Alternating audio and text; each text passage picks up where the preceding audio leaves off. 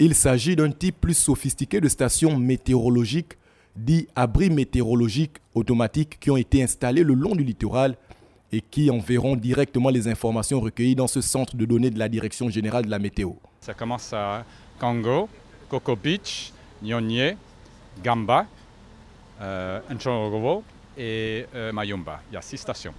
Ce sont des stations très scientifiques, très avancées et je pense qu'il dit la vérité aussi. Bien sûr, c'est de l'analyse, c'est comment on va utiliser cette information. Il y a un aspect qui est assez intéressant de ce projet et ça, on peut recevoir plus tard, on peut recevoir des informations par SMS. Sa mise en service au cours d'une courte cérémonie inaugurale vise entre autres l'amélioration de la surveillance du climat tropical dans un contexte marqué par les changements climatiques et ses effets de plus en plus perceptibles. Aujourd'hui, on ne peut pas vivre sans la météo. Et à partir de là, les prévisions météorologiques deviennent un outil très important.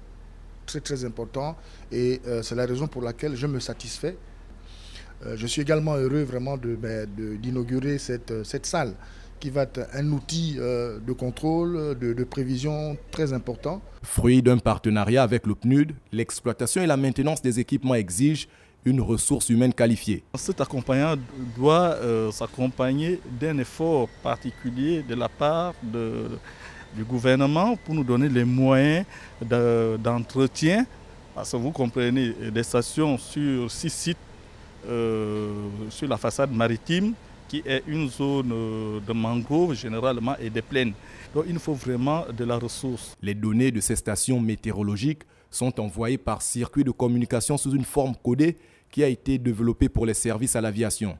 Elles seront utilisées pour la confection de cartes météorologiques et pour les prévisions.